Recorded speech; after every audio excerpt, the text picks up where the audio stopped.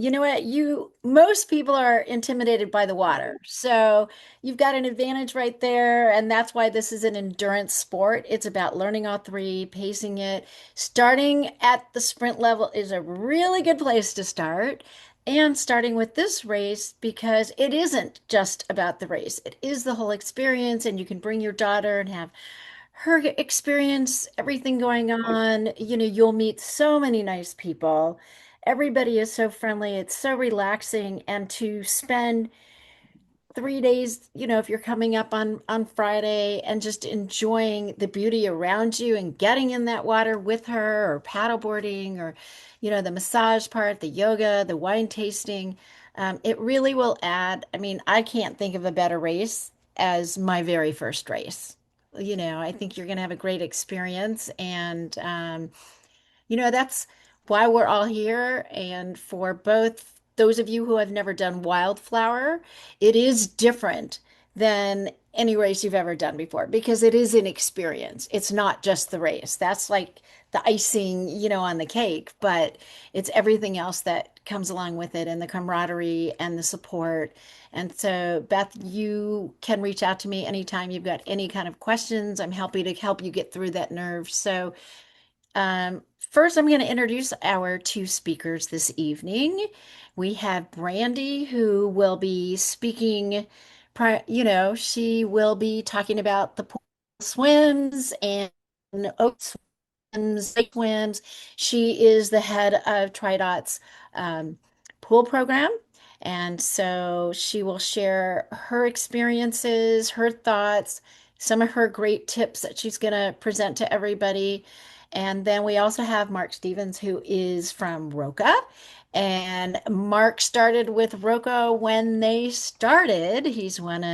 Mark, you were one of the founders, weren't you?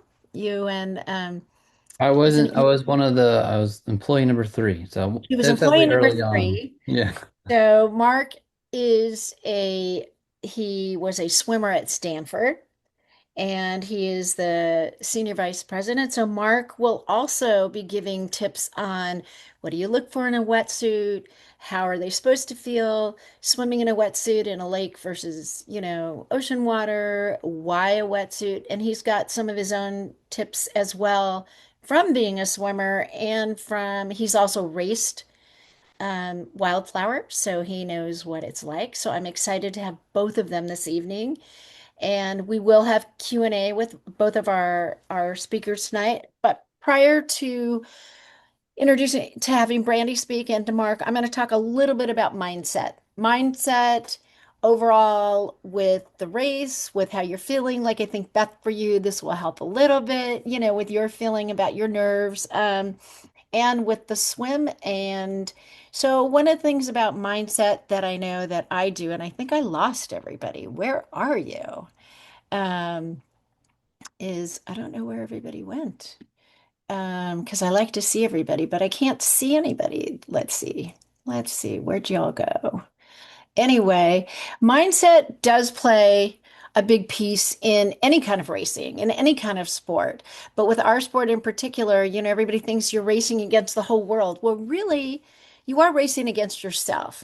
And so for some people, with anything in general, you can have this incredible mindset and you're positive and things work, or you can go in with a mindset where you know what? I can't do this. This isn't going to work. I'm having a bad day. Where there are different ways that we can change things around. So, in general, try and keep your mindset as positive as you can. You're going to have nerves, but know that is also part of a mindset. Run with that. Let those nerves be positive for you. Have like visualize your race, visualize the race, visualize every leg of it, the swim. You can look at it, you can see how beautiful it is. You can do every piece, every aspect of this, and just keep yourself focused. Keep your mindset as positive as you can. Negative thoughts, if you have any, kind of replace them with something more positive. For example, like, you know what?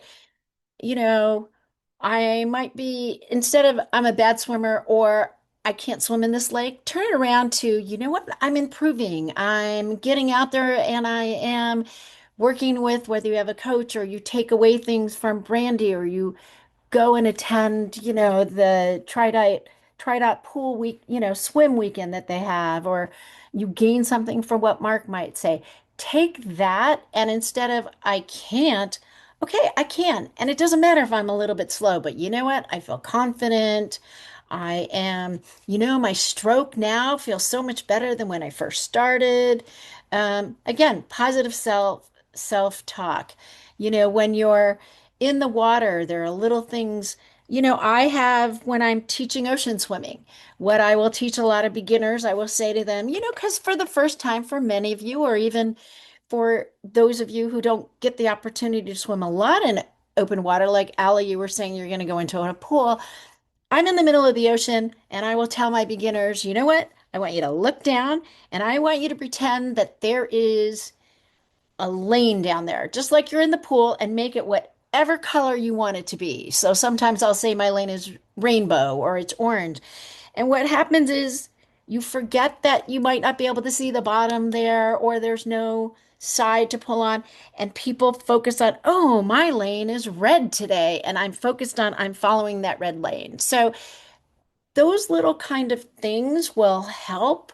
Um, consistency helps a lot with the mindfulness. Mindfulness, if you have that consistency, the fear starts to become less and less and less. I'm not saying it goes away.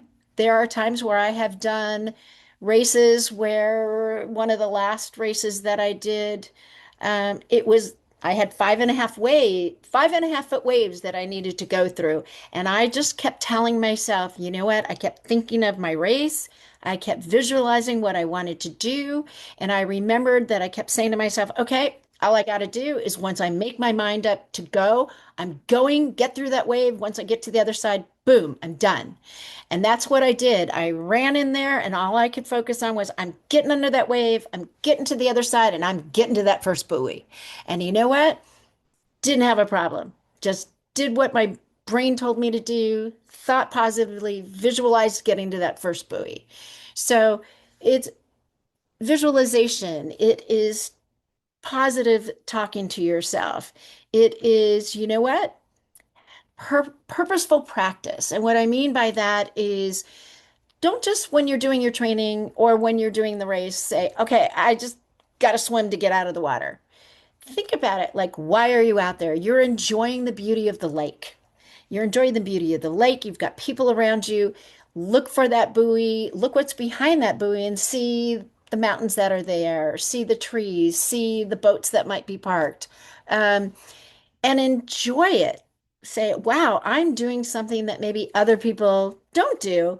And I'm going to be awesome when I get out. And I'm going to get out. And then I'm out. I'm getting to my bike, gonna ride the beautiful, parts of the race.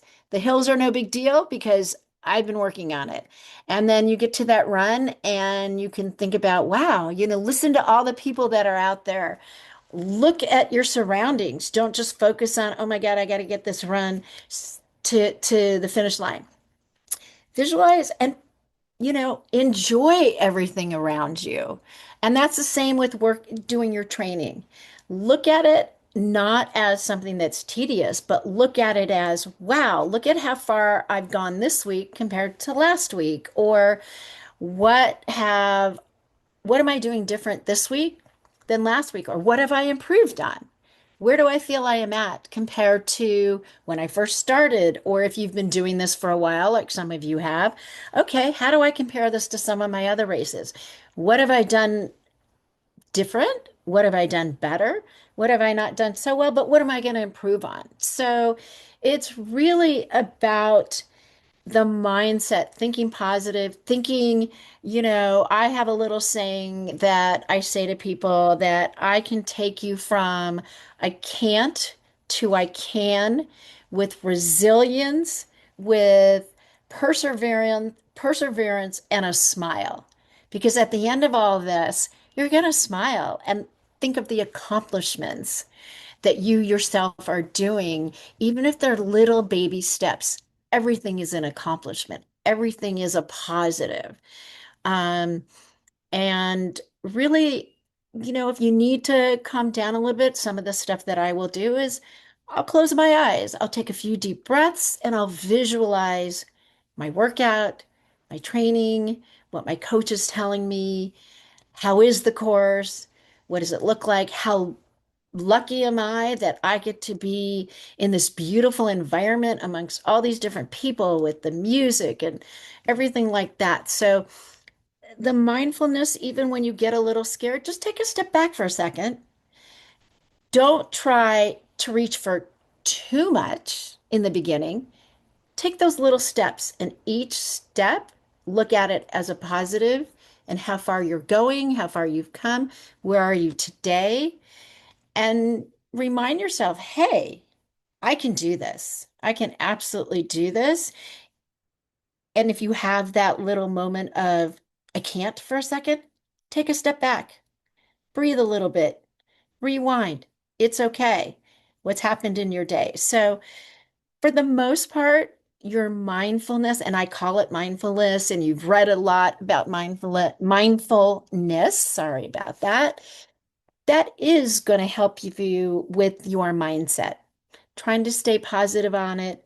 Mindset is a combination of the techniques you're learning and also the mental aspect of anything that you're doing. You want to have a calm, it's in a way, another way to frame it is purposeful anxiety management, because that anxiety you're going to feel on race morning is positive anxiety. It's exciting anxiety. So take that and use it to your benefit. Um, does anybody have any questions on that or any thoughts about what I've just said, some of the things I use? Does anybody want to share what they might use in their own techniques and thoughts about mindset? Nobody? Anybody? I love it, Deb. I'll chime in. I think Sure. visualization is huge. I mean, use that in all of my training and sports and competitions I've ever done, is trying to visualize the race ahead of me. Just makes it easier when you're actually doing it. It's kind of like your expectations are there. And things don't always happen like you visualized, and it's just kind of rolling with the punches at that point. But yeah, I think breaking it down into chunks and visualizing the positivity is huge. I totally agree with that. Great. Yep. Thanks, Mark. And same with the swim, like Mark just said, bring it into chunks. Even on the swim, you can break it. Okay, my first goal, get to that first buoy, get to the second buoy. Instead of looking at it as, oh my gosh, I might have 750 meters, I might have a mile, break it into those chunks. Or if there is a lifeguard out there and you want to hang on one of their boards or something, use that. Look at it in pieces too. And I think, like Mark said, putting it into chunks will also help bring down that anxiety a little bit. It will help in the positiveness as well. I guess Anybody else? I have a Uh, question, I guess, for Oh, Mark or Deb, either one of you. Swimming is my weak point. I'm not weak at it, just I'm trying to be competitive with my age group and stuff like that. But that's my so in my swimming, I just try to get through there confident, like you said. But I'm not sure where to go at my point. Should I be like trying to take advantage of going right behind people or stay off to the side so I'm not running into people? Again, this is not my strong suit. I'm not terrible at it, but biking and running is my strengths, and I just need to get through where I'm not exhausted, come out of the water feeling good, and I have a shot to be competitive in my age group. But how do I do that? Should I try to take advantage of other people right behind them, or stay off to the side, or any suggestions? Mark, you want to start or you want me to start with Sure, it? yeah, no, I think it depends on how confident you are. So, I mean, around in packs, sometimes the start can be a little crazy and hectic. There's a picture I'll have later. But it's just a matter of, I guess if you want to swim, the fastest way to do it is actually drag off someone else. So you can drag off someone's feet, and swim up against someone's feet if you feel comfortable doing that. Can I just tie Uh, a rope onto their feet, or no? no, I wish just grab on them, Yeah, let and him pull then you. just obviously you want to make sure they're swimming fast enough too. So you kind of want to be in that zone of people that are in your same kind of swim pace. Okay. Um, and then so if you feel like they're going too slow, you feel like a little more energy to burn, you can pass them and get to the next person ahead. Okay. So yeah, so I think that's how I would focus on it. And we'll talk a little bit later too, is just about you don't want the swim to burn all your matches, right? Right. So this is definitely more than just the swim, and we want to have that confidence, and you know, you want to have a swim that lets you be ready for all the other disciplines. So. And Exactly. Thank you. Brandy, have you got any thoughts you want to throw in there? Yeah, there's a lot of different strategies that you can have in your swimming. So, like Mark said, definitely the swim is the only part that you can actually drag on. So, if you can drag behind somebody, right beside somebody, kind of tuck into that pocket of them, that's a great place to be. But also positioning yourself in the start is important as well.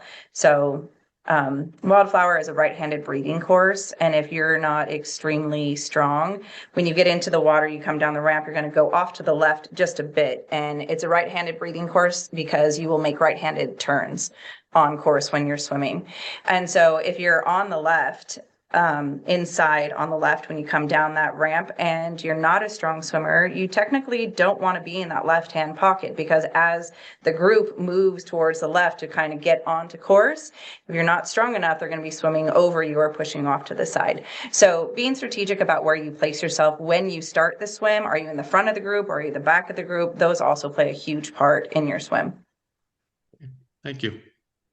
Yeah, and you can take your time going in because again, you are wearing a chip, and so your swim time will start when you enter the water. So don't feel like, oh my gosh, you have to and really go in there.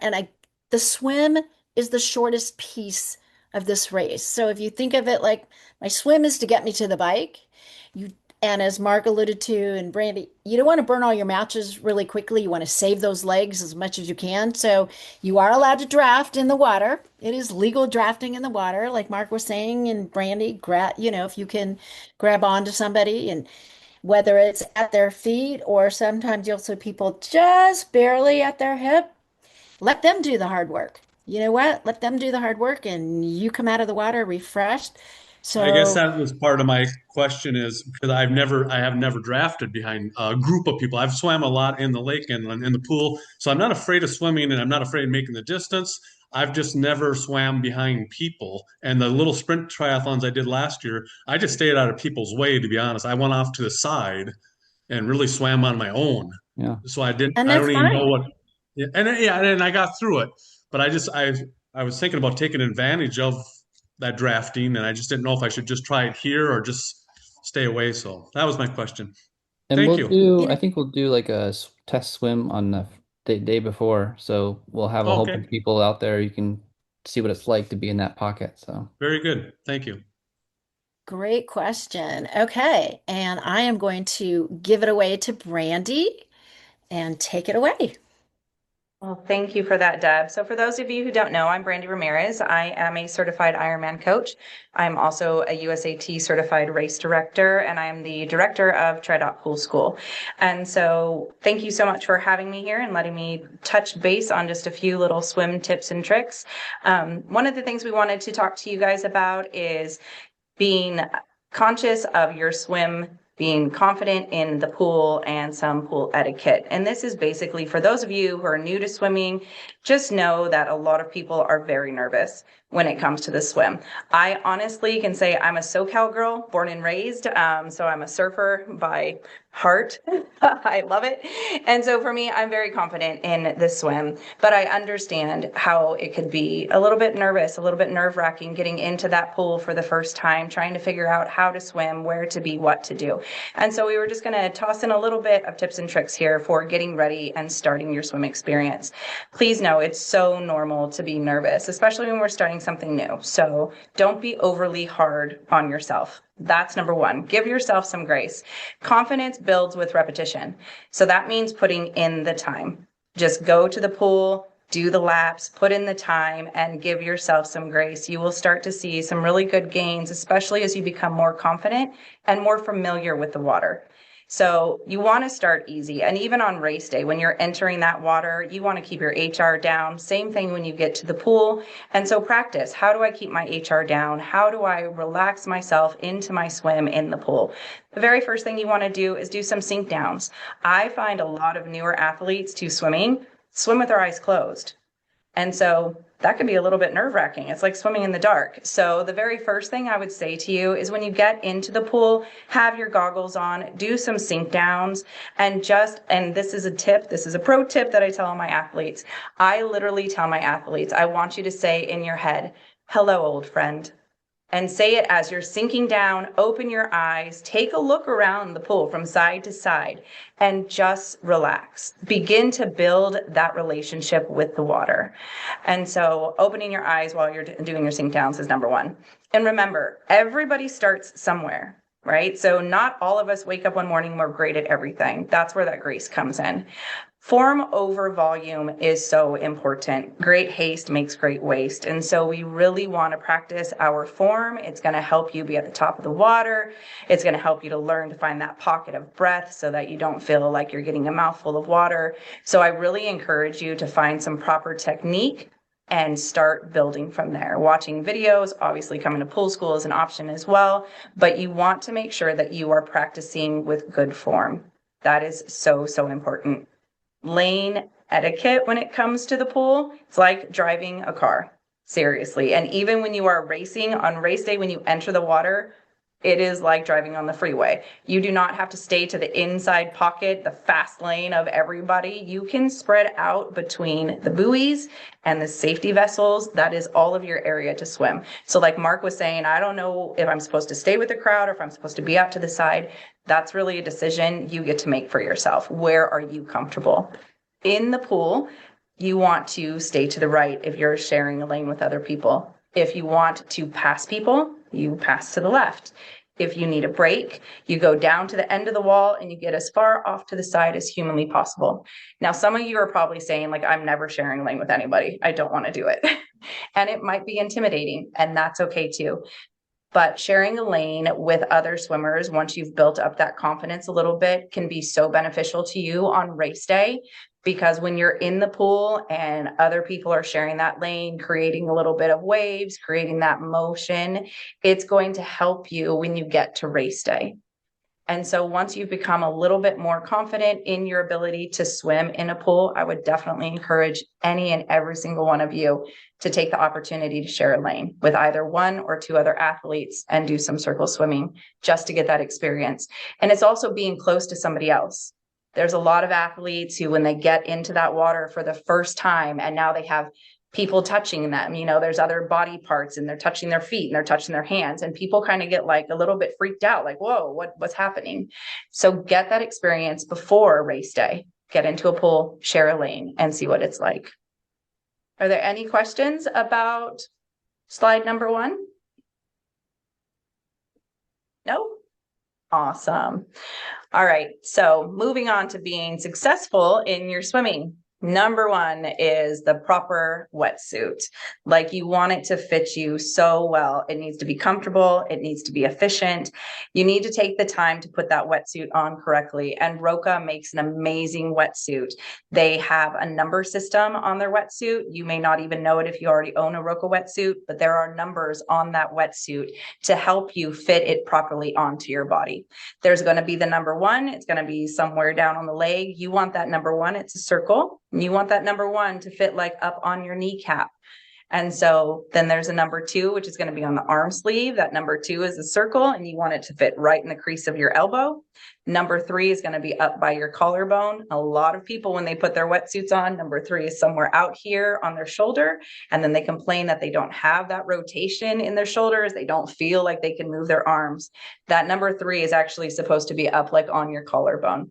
And what is great about it is that it's going to give you mobility when you have it on the right way. It's going to lessen your fatigue, and it's going to help you float up to the surface of the water. So a wetsuit is so important on race day. This water, Deb was just telling us before we hopped on here, is usually about 68 degrees. Perfect temperature for a wetsuit. And even better than that, we were there last year. We'll be there again this year. We'll be down at the water's edge to help you make sure that that wetsuit is really fitting your body the way that it should. So come on down and see us, and we're happy to get you in that suit the right way. Number 2 is to use water smartly. And here's what I mean by that. That wetsuit sometimes can start to feel constricting. It feels tight on your body and you don't want it to do it. It's not supposed to do that. So once you've gotten into the wetsuit, you want to take a bottle of water that's room temperature or outdoor temperature. You want to pull the collar of the wetsuit out, pour some water in the front and pour some water down in the back. That's going to do 2 things for you. It's going to start to loosen the wetsuit and allow the wetsuit to fit more comfortably to your body. The other great thing is it's going to reduce the shock of the temperature of the water. Your body is going to start to heat that water inside of your wetsuit, and it's going to bring it up to your body's temperature. So when you go into the water and you get that full duck dive under the water, you're covered, you're going to feel less like, it's so cold. It's going to feel really refreshing. Number 2 is to control your breathing. What I tell all of my athletes when they enter this water for the first time ever is you want to fully exhale your lungs and take that time to just breathe out. Just as that face goes into the water, relax. This is going to help your HR to drop. And what a lot of athletes do that we don't want to see is when they get into the water, they go and they suck in. And when you do that, you've already jacked your HR higher than what you want it to be. So lowering that HR, fully exhaling the lungs when you first go into the water, it's going to help you relax. It's going to help you stay nice and easy when you go into that water. Definitely stay calm. If at any point in time you are in your swim and you start to feel nervous or you start to get tired, the good news is you can flip over onto your back and just take a few minutes. Freestyle means freestyle. Any way that you want to swim in the water is freestyle. So if you start to feel a little nervous or anxious, the very first thing I tell my athletes is flip over onto that back. The wetsuit's going to help you to stay buoyant. You're going to be up at the top of the water. Take a couple minutes, look up at the blue sky, take a couple deep breaths, and just remind yourself, why am I out here? Why am I doing this? You know why? Because you're amazing, because you want to race, because you have this eagerness to go out and prove something to yourself. And so the very first thing I want you to do is please flip over, take a couple minutes, bring that HR down, take some deep breaths. And here is the other thing. You can continue to move forward, kick those feet, move those arms, and do a little bit of backstroke. Keep the body moving forward even while you're relaxing. Skip the caffeine. So often I hear athletes say like, I had to take my pre-workout. I had to take my cappuccino. I had to take my espresso. If you are at all nervous about getting in the water, please save the pre-workout or the coffee for T1. And here's why. Caffeine is going to accelerate your heart rate. If you're nervous, you accelerate your heart rate with caffeine. You get into the water. You're even more nervous now. Your heart has no idea. It's just like, you're so amped up, and we don't want that for you. We want you to be nice and relaxed. Enjoy this time in the water. And so please save the pre-workout for T1. And the last slide, please, Colleen. Mm-hmm. We did talk about TriDot Pool School. And so we are offering a $200 off code to all of you amazing people who are attending Wildflower.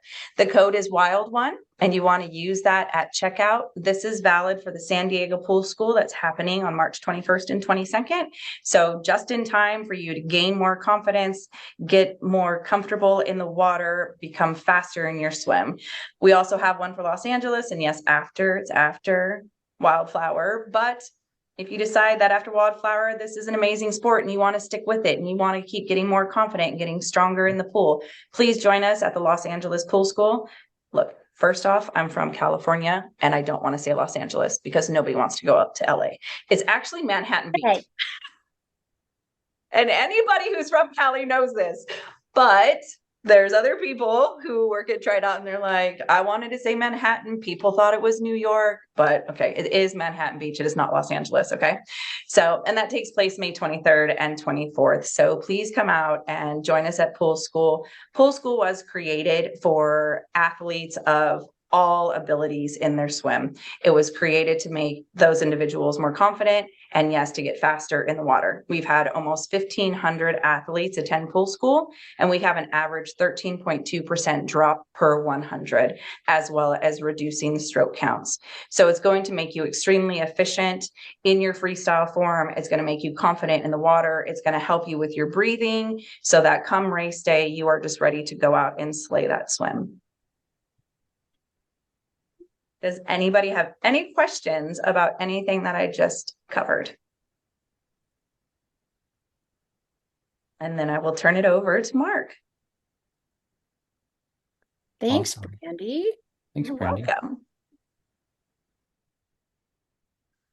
Brandy, I'm just going to double down on everything you said because it's so good.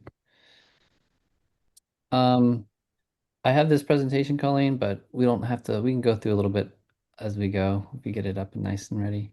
Um, so thank you for having me. My name is Mark Stevens. I'm SVP of product at RŌKA. I started RŌKA with everybody in 2014. One of the first guys on board, and we really started RŌKA as a way to as a dare actually. Our two co-founders decided to do 70.3 Austin at the time as a dare. They were both Stanford swimmers themselves, and they said that we can do anything. And they do, what is this Ironman stuff we can do? So they decided to do this triathlon, and they were swimming in these wetsuits.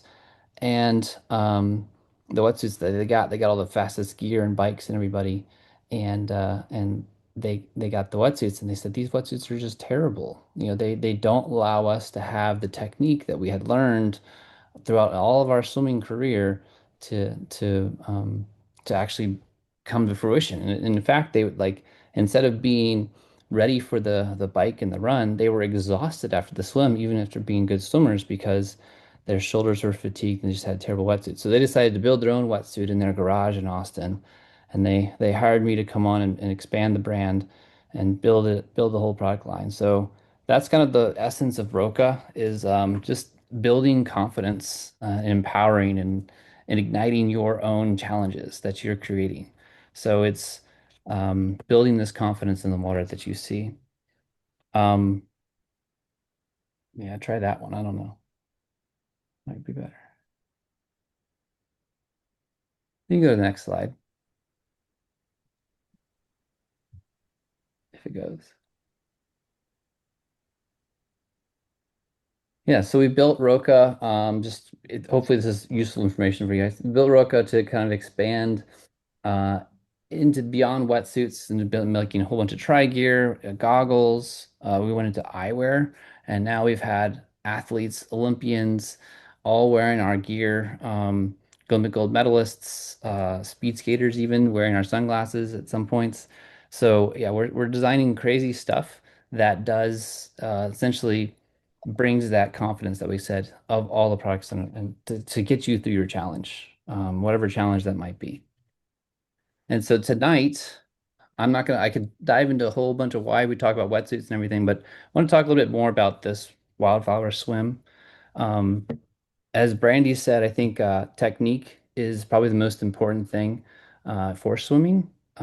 I say my philosophy is the fastest way to improve your swim is to improve your technique. Like the want to get faster, improve your technique. And so we built our wetsuits with our technical foundation of swimming to just enhance and improve your body position in the water. So we try to make it so you can almost it's almost swimming for you in a way. It reminds you of proper technique, proper buoyancy, proper hip positioning, rotation, everything that you're probably learning in all your swimming.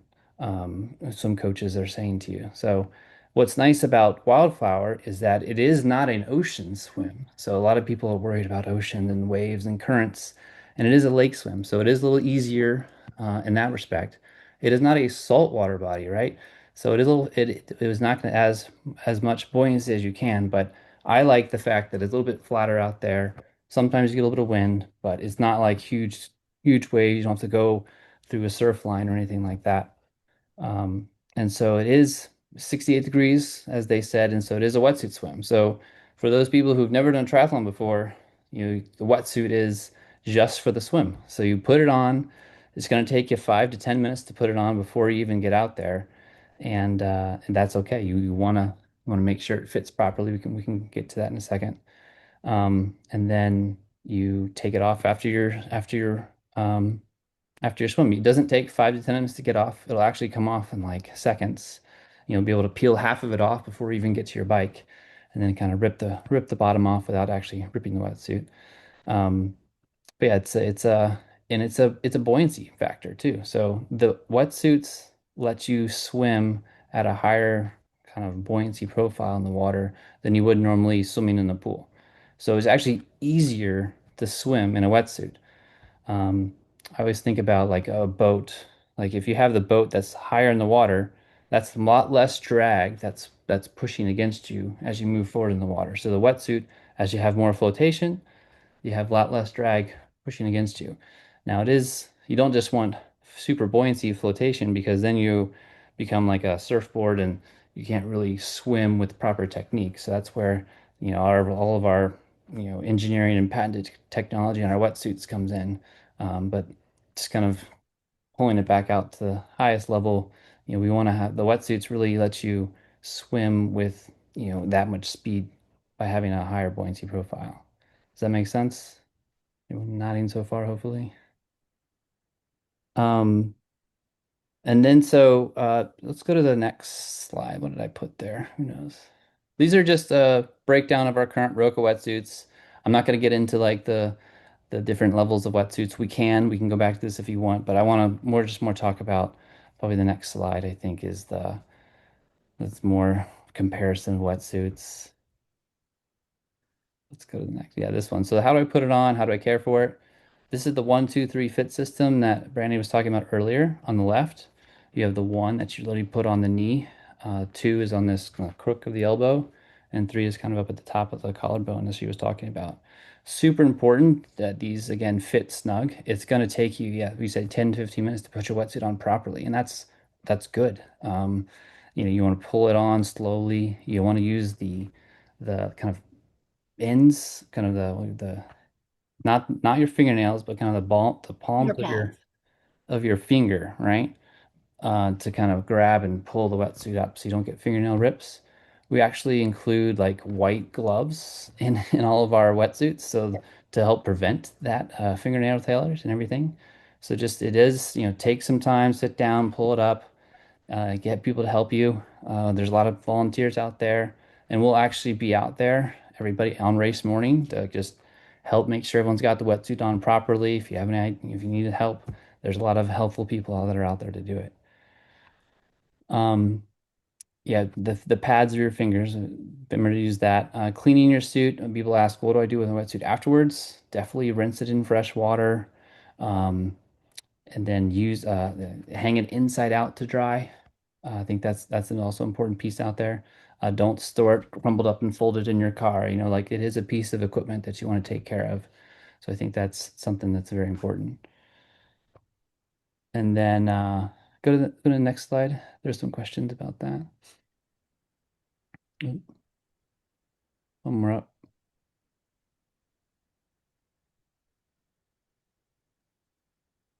You want one more, Mark? Yeah, one more back. Yeah. There you go. So a lot of people ask, well, what type of wetsuit should I get? What type of sizing should I get? We can kind of get into that a little bit. The biggest thing with wetsuits is definitely trying them on in the water. We have the really unique way that we've patented our wetsuits where it's called an arms up technology, where we literally had this aha moment maybe 5 years ago where we decided the base pattern of the wetsuit is actually with the arms kind of up at this kind of like 45-degree angle. And if you look at every other garment that you wear on your arms, everything is patterned down because all of our arms are down right now. But when we're actually swimming in the water, our arms are up and out in front of us the whole time. So the normal kind of resting pattern for the sweatsuit is actually with an arms up. So it'll actually feel weird with your arms down. It'll actually feel like there's extra material underneath your armpit. That's actually good because it's kind of springing your arm forward and kind of again, we're trying to help you get in that right arms up forward body positioning in the wetsuit. So that's like trying it on in its environment is super important. So you can actually go out and try it in the water. If you don't like it, you can return it, find another size. Have full take it for a swim. And we'll actually hopefully have maybe some demos. I can't fully commit to that, but I think we'll have some suits out there. Try your suit out there. We'll definitely have some practice swims to kind of get used to what you guys are wearing, and we can help you make sure it feels good. Um, Sizing, a lot of people are like, what size should I get? We do have a size chart, and most people have size charts kind of usually based off of your height and your weight. There is a lot of flex with neoprene, which is nice. We also want it to be, comfortable but compressive. You want to have that support and body position and body posture that you get while swimming, but you want it to have it not be too loose, right? You don't have too looseness where you get a lot of water and in your arms or your neck holes, which aren't is not fun. You just feel like you're literally pulling more water as you go. So being able to get that right fit is important. We actually offer a couple different, I think men's, we have 10 different sizes, not just small, medium, large. We have 10 different sizes, including like medium, tall, for like kind of taller, skinnier people, or medium, large for, shorter, thicker people.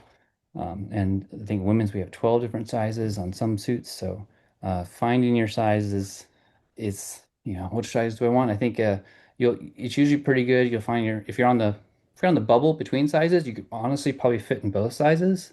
So then it probably means, do I want a snugger fit or do I want a tighter fit? It's kind of like at that point, it's a personal preference.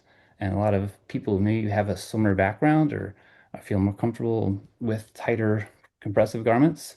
We'll use that to kind of go down, and other people will go up. Um, this is we can go back and talk about the wetsuits a little bit if you want. I think it's kind of interesting now that you kind of have a big general base. Yeah, go up one more. Um, a general base of kind of what wetsuits are for this. I do think that wetsuits, as a comparison, wetsuits will probably save you what 10 to 15 seconds per 100 meters, over wearing a non-wetsuit in a normal swim. So does anyone have questions before I jump into like wetsuit comparison about just general wetsuits, fit, feel, function, or any other thoughts at this So, moment? Mark, can you talk a little bit about, because people will hear these words like 5 millimeters, 3 millimeters, one, like, what does all that mean? And where do you have the thickest part of the wetsuits and why? And, how does that work with, what does it help with your swim depending on the thickness of the wetsuit? Sure. Yes, this is what I love to talk about. This is my design engineering background coming into play. Wetsuits are this really interesting three-dimensional puzzle. You literally are dealing with the thickness of the neoprene, which you talked about. We can have up to 5 millimeters. You can't go thicker than five, as long as it's not legal. Um, and you have the different liners that are on the inside that are connecting to that neoprene. And those liners can have a lot of different stretch properties, and then you have the placement of where you want that thickness and that liner on your body.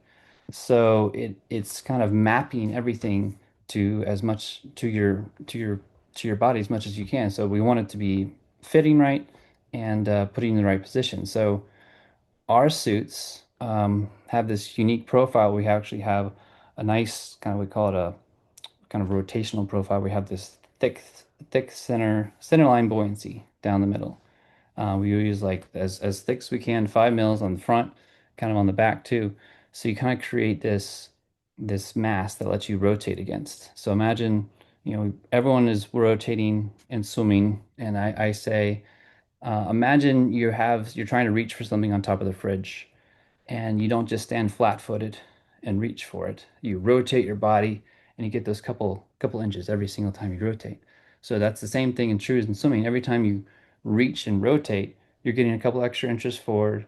You're rotating your body, letting you push past your hips, which is a more powerful stroke versus, staying flat-footed. You're kind of swimming on top of a surfboard and you're not getting as much reach. You're not getting as much distance per stroke. So our wetsuits want to encourage that rotation. So that's why we have 5 mils kind of down the core, and it slowly spreads out to kind of 3 or 1. depending on the wetsuit build that we have. And then your legs, also, a lot of people don't want to use their legs on triathlon. So we try to maximize the legs as much as possible by putting 5 mils around the legs where we can to kind of help that back end lift. So you're swimming, quote, downhill. So you can save those legs, maybe have a 2 beat kick while you're swimming, um, as you have that posture. Um, the other thing is that we wanted our wetsuit to kind of help encourage that rotation. So we have sometimes these liners are connected, like we have our IXI taping on our X3 wetsuit. So there's actually internal features where your right shoulder blade is connected to your left hip. And as you rotate, your right shoulder's reaching forward and your left hip actually popping back and around, encouraging this rotation. So again, we're trying to put features in our wetsuits that put you in the right technical posture. Thanks. Does that help? Does that answer? Thanks, Mark.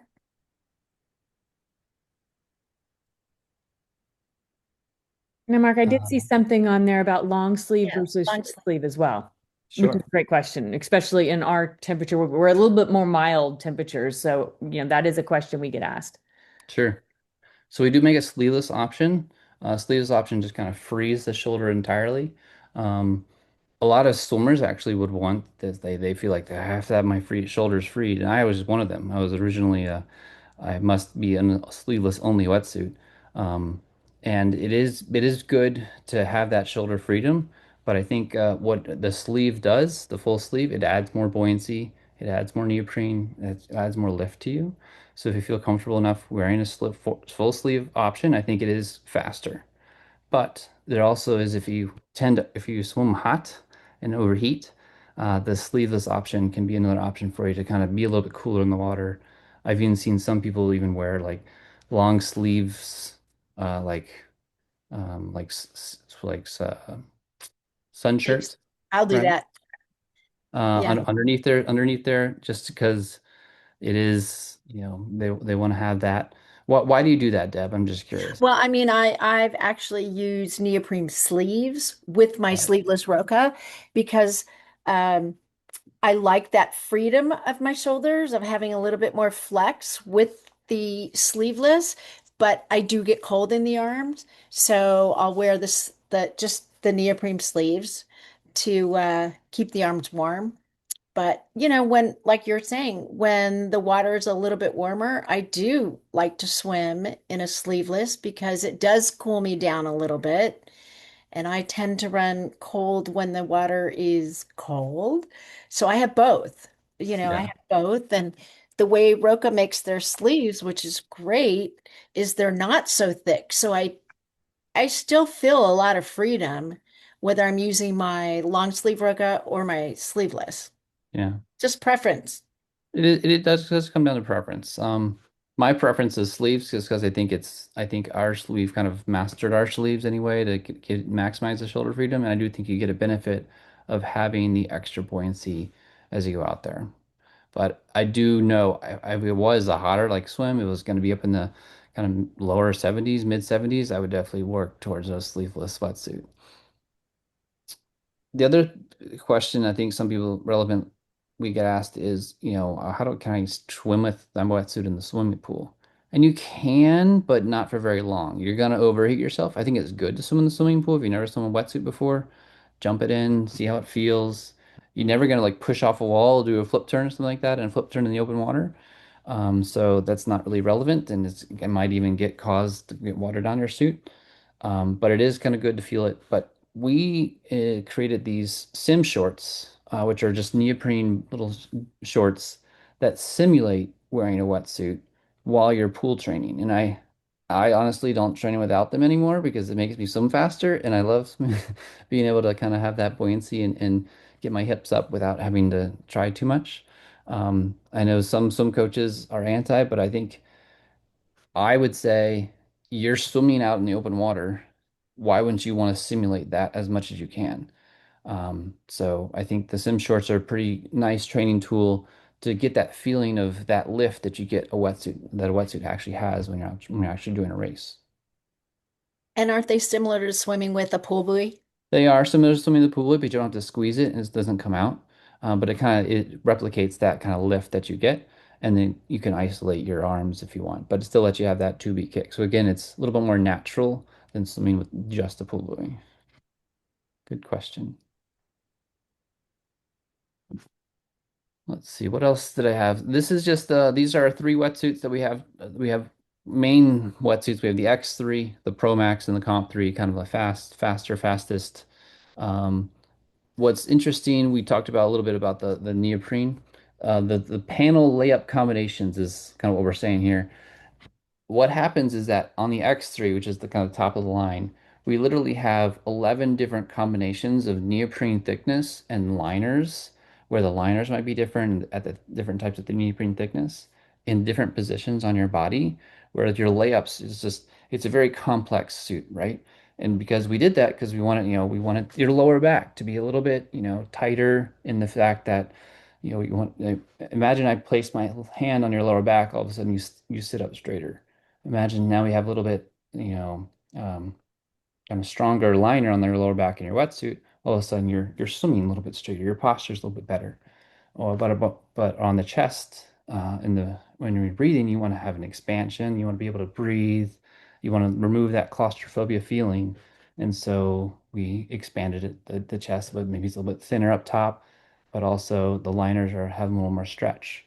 So it is kind of a complex puzzle I was talking about, and the most complex is the higher version of the X3. As we kind of de-feature and use different quality neoprenes, you kind of come down to the Comp 3. So that's kind of the difference between the styles. And I actually would say, because of all the features, I would still think that the X3, even though it's like the most expensive and craziest suit that the pros wear, I actually think it benefits um, a novice swimmer the most because it literally almost swims for you. It doesn't have a propeller or anything, but it literally it puts your body position in a way that you just feel the most natural in the water, and it just reminds you of that, and it saves you matches at the end. The wetsuit's not going to win you the race, but it could lose you the race if you don't have the right wetsuit, and that's kind of what we felt when we first started RŌKA, was buying that wetsuit. It just felt like we were so tired after the swim. It was hard to finish the rest of the race. Like we wanted to be saving our energy. We wanted that wetsuit to have that compression where, I don't have to use my legs a lot and I can have the energy at the end and build that energy for the rest of my race. Mark, how long do wetsuits generally last? And what's a way to make your wetsuit last even longer? It's a great question. It lasts as long as you can kind of take care of them. I know some wetsuits have lasted 6, 7 years. Most wetsuits don't. Most wetsuits probably last you, probably get one every 2 years. There is kind of this care and general upkeep for you here. Always kind of check for small little tears. You buy wetsuit cement, which is like a little kind of glue you put in like any nicks that you might get that help keep it up to date. But yeah, it depends on how long you swim with it, how good you take care of it. I think some people will blow through a wetsuit, unfortunately, and tear it as soon as they get it out of the box. So it's just a matter of, taking care of it, treating it like with literally we give you gloves, white gloves to use it. So I think it's important to take care of it as if it was a little precious item. Storing it, don't store in the garage, especially if it's used for parking. Kind of so you can they make wetsuit shampoo. You can kind of soak your wetsuit, kind of clean, cool water. Um, don't use any detergents. Don't throw it in the washer or dryer. It's kind of treated as a nice little dress. Don't use any metal hangers. That'll stretch out the suit as well. It's funny. A lot of people I've heard the guy literally hangs it up, like kind of hangs it out to dry, and will literally put it underneath his bed, inside out, until he's ready for the next race. And he pulls it out. It's kind of his mantra as he pulls out his wetsuit that he's been sleeping on top of forever. So. Mark, how would you say to store your wetsuits in the off season?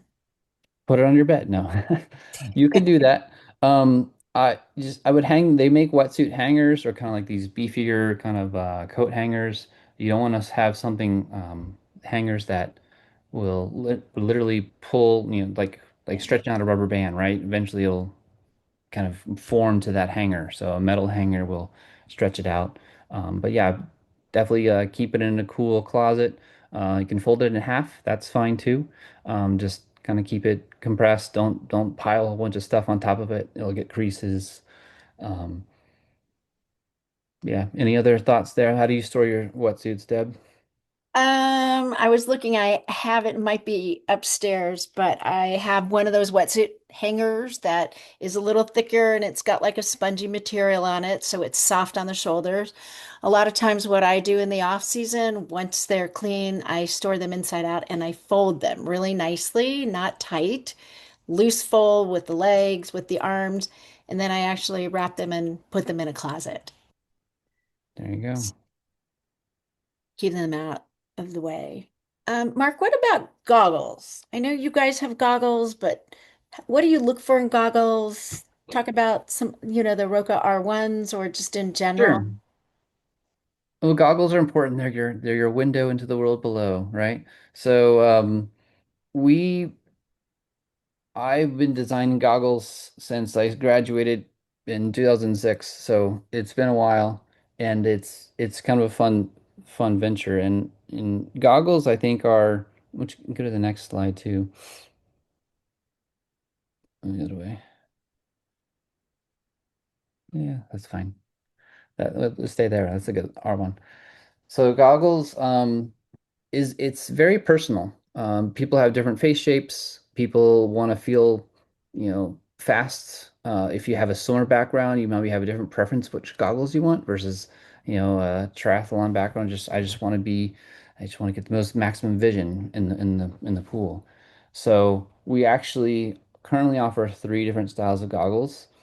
Um, One is the F1, which is kind of like the old school, kind of a smaller racing NI socket style goggle.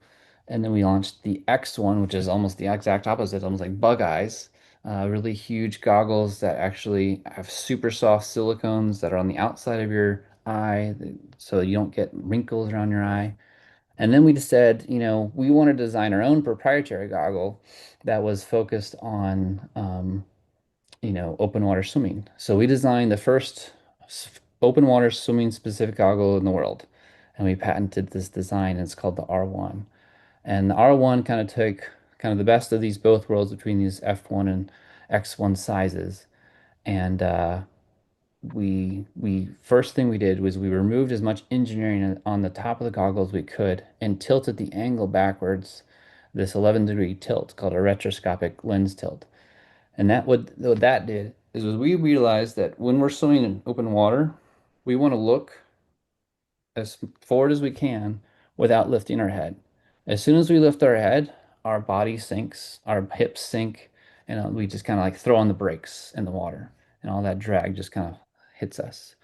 So by adding this a little bit 11-degree tilt, we open that forward view plane. You can kind of see that extra like kind of that light area in front of you to kind of get a better forward vision. And actually, even, what we talked about following someone's feet, you can actually follow someone's feet without even lifting your head. You can still kind of see their feet with this kind of these alligator eyes. So not only do you not have to lift your head as much to sight a buoy, you can actually even just without even lifting your head, kind of follow along against the bubbles in front of you. So this was really cool concept that we introduced, and the athletes kind of fell in love with it. And the reviews are amazing, and everyone is saying like it's not only comfortable, but it lets me, swim faster because I don't have to lift as high, lift as much. I can just kind of fo make my forward vision a little bit better. And we're That, actually yeah. hopefully going to come out with a new version of this, which is an interchangeable nose bridge in the coming months. So keep an Mark, eye out for that. when you're trying on goggles, how do you try them on? How do you know if they're fitting your face right? What's the feel you want when you put them It on your is face? a lot of personal preference. A lot of people will do the suction test where they kind of without the strap put on the goggles and push hard. But I think that isn't always how you wear goggles. You have a strap for a reason, and the strap holds the goggles on. So the biggest thing is to swim with them, try them on in the water. Yes, there's gonna be some, you f find the strap in the nose size that fits you and fit them, try them in the water. A lot of maybe Beth has both a competitive swim background, will like a smaller version that's more of an inner eye socket, maybe more of a racing style that she's used to, while someone that's novice might like the X1s more because they just have like, you know, a wider range of view, and I don't feel as claustrophobic or as tunnel vision as I would on the other one. So it is a personal preference on what face shape you have and what background you have, and the biggest thing is just trying them on, in real life. It's hard to try them on online, and I think this is a we kind of mastered the the three sizes, the three fit sizes anyway. And then there's a variety of colorways on goggles too. You'll see there's mirrored versions and non-mirrored versions and all these different tints. And we did design kind of these, we offer about 6 different tints on our website.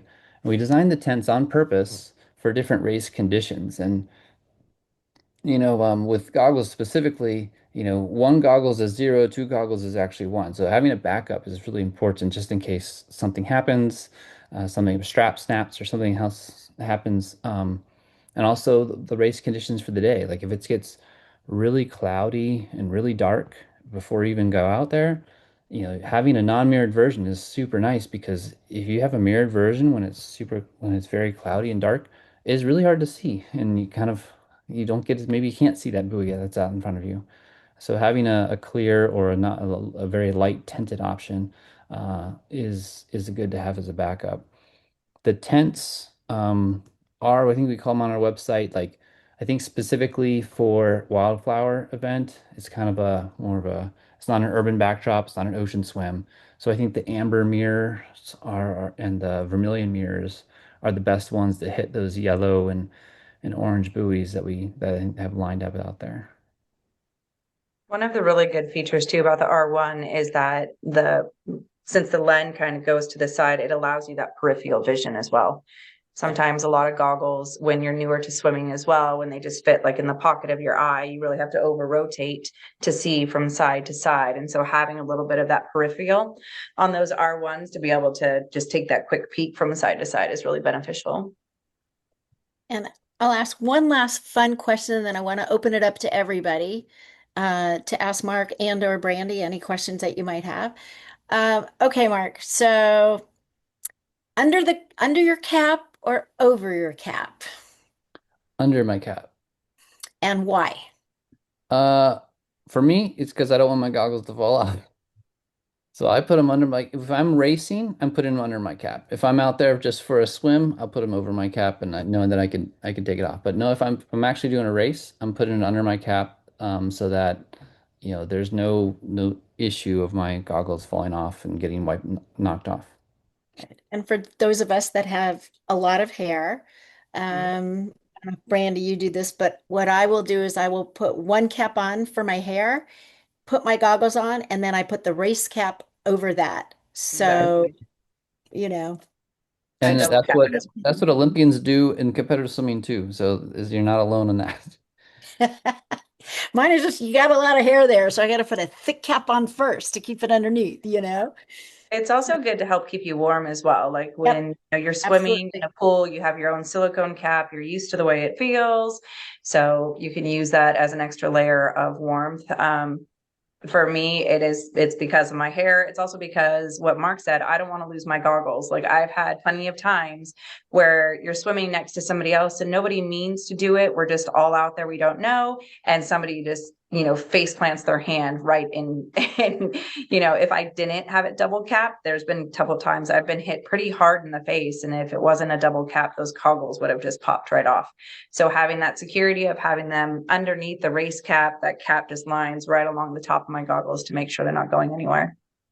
Right. And for those that do swim in the ocean, I will tell you it helps when you're coming in or going out if you get smacked by a wave. There's one last little tip that I will tell you. Coming out of the water, whether it's the lake or it's an ocean, any open water when you're with a lot of people, the, don't put them on your head because if you're coming out of an ocean, they might be gone. The thing that I do, like scuba divers do, I just pull them down around my neck, leave them alone, and you know what? Then I don't have to worry as I'm running out of the water that either someone's gonna grab me by accident or kick me by accident or a wave's gonna catch it. It's around my neck, and then after I've got my wetsuit down to my waist and I'm running to transition, then I'll pull them up and over my head. So just little tips. I mean, Brandy, Mark, have you guys got any other little swim tips or running out, running in? Yeah, I think there's some pictures here that I put out there. This is actually the swim race course, which we can quickly talk about a little bit. So the pictures on the right, they're actually you're running in off this boat ramp. You're running out, and then you're swimming. There is a little jog to the left slightly. It is supposed to kind of look straight on the map, but it might be a little slight to the left. But it is just right hand turns all the way down and around and coming back up.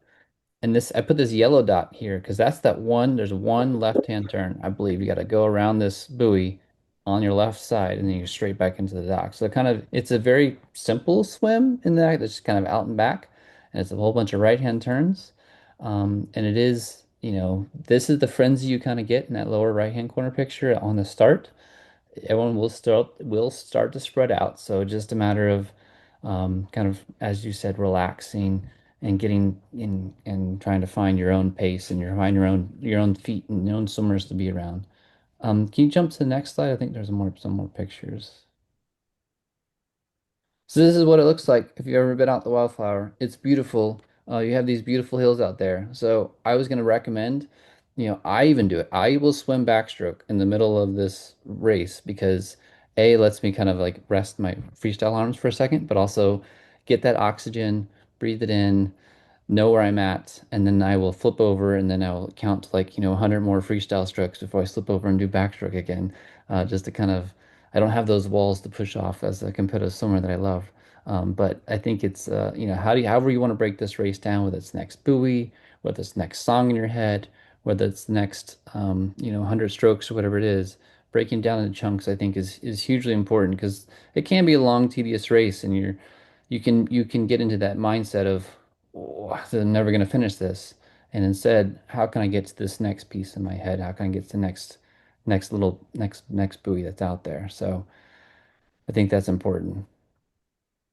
Yeah, and for I'll those jump of in you here. guys who are first timers and stuff like that, when you're going in, you self-seed yourself. And so if you're looking at that big group of people, when you looked at this, you know, mash pit right there, self-seed yourself back a little bit so you have that opportunity to let the big group go and follow in behind them. That's one of the tips that we can give as you're getting in. And that will give you the space you need when you're first going so that you don't, happen to hyperventilate because you have people swimming over you right at the beginning. The other thing is as you can see in this picture, there is stand-up paddleboarders and there's kayakers. And so if you're kind of out there and you're needing just a little bit of support or a rest, you can hold on to them just as long as you're not getting any forward progress.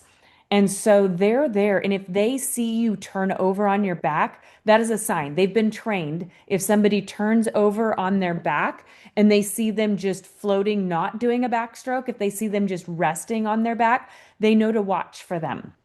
And so they watch for a few minutes, and then if they see that they're not moving at all, they'll start moving towards you. And then if they see you start going again, then they know to pull back. But you can just hold on to their board, wait for a couple seconds and wait till you catch your breath again and then start going. And so there's a combination, like I said, of paddleboarders and kayaks. And so utilize that till you feel comfortable to go again. And that's what they're there for. They're a combination of lifeguarders, there is, people that are collegiate triathletes that are volunteering on Saturday and racing on Sunday. So they are out there and they're familiar with the sport and they're there to encourage you and help you and be there to kind of walk this journey alongside of you. When you go back up one slide on that, on you and you enter the mat, you'll see that blue mat. That's the timing. That's where it starts. It might have the gun that went off for your age group or your, but you don't. Your race doesn't start until you cross that mat. So you can let that big, huge wave of, you know, A type swimmers ahead of you, and you can relax and get in at your own pace, and that's when your race starts. And that's just it. Your race, even though there are other people out there, you're really racing against yourself. Everything starts when your chip goes into that water. And take your time. Like I was mentioning before, also take advantage of the waves that go in before you.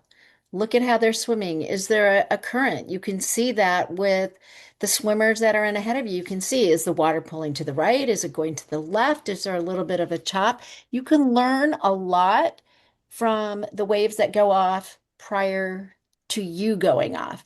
And always go in at least 20 minutes before your wave goes off and do a practice swim. Warm those arms up. Get your body warmed up. Get, as Brandy was saying, get that water into your wetsuit so your body warms up. It accommodates it. You don't go in and your face is shocked because it might be too cold or it might be too warm for you. You have an idea of how the water feels. Try and swim the day before, but you do want to do some sort of a warm up. What a lot of times I'll say is, keep the wetsuit down to your waist if you want to. Go for a little jog, 4 or 5 minute jog. Do jumping jacks, jump in place. Get that heart rate up. Getting that heart rate up a little bit prior to going into the water will help bring that anxiety down when you go into it or if you get smacked or kicked or pulled. And remember, they're not doing it on purpose. People, it gets a little jammed in there, but just stay focused on your race. Always remember it's your race. I've gotten kicked. Brandy, Mark, we've all gotten kicked. I was at nationals once and I got in the water and someone kicked my goggles off. And it was muddy. I couldn't grip myself in this little lake because my feet kept getting caught in the mud, so I couldn't jump out and get a really strong swim. Just refocus yourself. It's not the end of your race. This is your shortest piece. That's where that mindset, mindfulness, focusing, and keep going forward.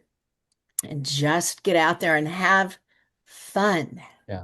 If I can jump in here real quick, a really good tip. You notice these two gentlemen off to the right when they're coming out of their swim exit. You want to stay horizontal for as long as humanly possible. So that means as soon as your feet can touch the ground, fight the urge to not stand up. You don't want to stand up. You're going to lose your momentum, and now you're trying to trudge through the water. So stay in that freestyle form as long as humanly possible until almost your fingertips are like touching the bottom of the lake. And then that's when you want to go ahead and stand up and start walking out. You're going to have a nice long incline from the water to T1. Do not come out of the water and just try to like run straight up the incline. Allow your body to recover. You've been horizontal, you've been swimming, now you're going to go vertical. So it's super important that you allow that body to have that recovery and use that boat ramp coming out of the water, walking up to transition to be that recovery for you. So start nice and slow as you start to go up the ramp, and then halfway up, kind of pick up the pace a little tiny jog until you get into transition.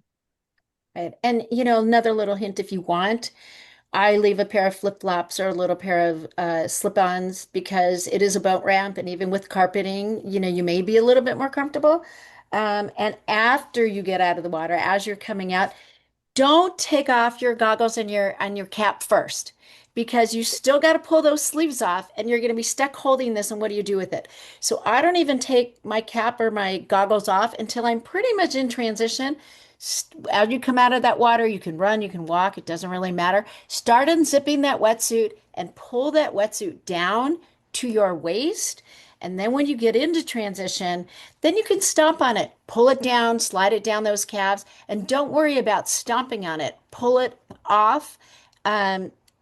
Take advantage of your feet, stamp on the legs, and as you get it almost all the way off, when it's down to your ankles, take 2 fingers behind you and just pull that wetsuit off. It's really easy. And remember, don't like throw your wetsuit halfway across transition. Put it nicely somewhere, but stay within your space. but pull everything down, leave that helmet and goggles on until you've got that wetsuit down to your waist. Any other Much Well, I easier with actually have a little different tip. And again, Deb's way is Deb's way, my way is my way, Mark's way is Mark's way. And so we all do things just a little bit differently. I actually will take off both of my caps at the same time. So I take the bottom one off and I pull it up. And so now my goggles and the other cap are stuck inside my silicone. It's inside out and it's in my hand. And so as I begin to take my wetsuit off, when my hand is almost out of my sleeve, I let go of that ball of two caps and my goggles, and they will get stuck in the arm sleeve of my wetsuit. And I don't have to worry about that now. And so now as they're sitting there, because they're not going to come out until you actually reach in and you pull them out, because it's wetsuit, it's silicone, they kind of stick together. Then it allows me to have two free hands. I don't have to worry about my goggles. I don't have to worry about my cap. It's all in one little nice, neat contraption inside my T1 for me. It's a nice fast transition. I was just gonna say, once you have the wetsuit off or halfway down, you can grab the inside of the wetsuit with the liners. That is okay to grab and yank and pull as much. Yep. It's more forgiving than grabbing the outside. Grabbing the outside of the wetsuit can be very tender, but grabbing the inside of the wetsuit, even pulling it up, pull from the inside of the wetsuit. That's super important so you don't tear the wetsuit as you're taking it on or taking it off. Right. And another point, putting it on, like Brandy said, we all have our different ways of doing it. It took me a while to learn this, but I will actually put my wetsuit on inside out. And what I mean by that is my wetsuit is out and I will sit and I will roll my wetsuit up because I get more grip using those inside liners. And I just kind of pull it up and kind of you roll, roll, roll, roll, roll. And I get it up to my knees and I do the other one. And then I keep pulling it inside out up until I get to my hips, pull it up to my waist. And then I take my arms inside out. So you don't, you can, like Mark said, you can pull a little bit more on those liners. I am happy to demo that on Yeah, Friday yeah. um, because it took me a little while, but now that's how I do it. But everybody does it a little bit different, and whatever works best for you. You'll see some people put bags on their feet to get it over their feet and their ankles and up their legs. You'll see other people use know, uh, Uh-oh. um, Body glide, tri body slide. glide, tri-slide, any of those work. You put them on your shoulders, around your neck for the chafing, as well as getting it up there around your wrists. One of the other things, if you use any of that, put it on the back of your hands because you're going to pull that wetsuit off. So you want it to slide off the back of the hands. Put it around your ankles, your calves, around that tush area. So there's all kinds of little tips, and I will put something together for you guys, a one sheet that we can send out that will encompass both my thoughts, Mark's thoughts, Brandy's thoughts. And when you're there on Friday for the swim clinics, we'll all be there to show you the different ways that we put on our wetsuits, take off our wetsuits. Like Brandy was saying, she and I both have different methods, and there's no wrong or right method. It's what works for you and what you find easy and efficient to do. That's what it's all about. The other thing that we didn't touch on, but we can talk about on the swim, definitely when you want to get out there, is the sighting. Sighting in open Yes. water is like its own skill that people will learn, and you don't get to use that as much in the swimming pool. You can actually try sighting in the swimming pool and kind of understanding what that means. Sighting is literally lifting your head forward to see where you're going. Because the last thing you want to do is swim 100 meters off course, because then you got to swim 100 meters back on course, and you swim an extra 100 meters, and it's no fun to swim longer than you need to. So sighting and swimming in a straight line is super important to try. Even pool, start in the pool, but definitely on the swims that are out there. You'll see there's like was a mountain or like a big tall tree or something like that we can sight against, so you can kind of have one line, not just looking at buoys, something that maybe is in farther that you can kind of orient yourself so you're always swimming straight. So we can we can talk more about that when you get on site, but in the meantime, if you're practicing, I would definitely just practice, taking a couple of strokes, head up, looking at something, picking and getting your head back down, just so you know what that feels like. Right. And we can talk about that more throughout our sessions. But I want to say thank you so much to Brandy and to Mark for your time. This has been an incredible session, really informative, so much to learn. I know I appreciate you guys. I hope everybody else has. And for those of you who have friends who could not make it tonight, we will have the link up, and I will send you the link as always in my follow-up email to everybody. Mark and Brandy, I will put their emails in there if that's okay with you guys. So if people have any questions and they can reach out to you, and they will get back to you for sure. So any last minute questions before we sign off for the week? And don't forget to read the newsletters because our newsletters are going to tell you water temperature, things that are happening, any updates going on, and there will be the special offers that were offered today by Mark and Brandy will be on the Wildflower website. So make sure that you check it out. It was launched today. There's a special offers page. So any last minute questions for anybody? Next week, we will be talking about, we'll have Ian Murray, who I believe Ali talked about. He is your coach. He was my coach for 10 or 11 years before he got me into the coaching side of things. He will be talking about the ride that he created on Velocity for Wildflower, as well as the bike course itself. He knows that course inside and out, so he'll give you some incredible tips. I will actually be presenting or doing our meeting from Italy at the Paralympics next week. So I might be half asleep. No, I'm kidding. I'll still be on our time. So I will see you guys from Italy next week. Thanks, everybody. Thank you again, Brandy and Mark. We really appreciate you guys. See No y'all For problem. next having us. week. Thanks, Have a you great guys. week. See you there. Bye, Good luck. Mark. Bye, Bye. Deb. Bye, everybody.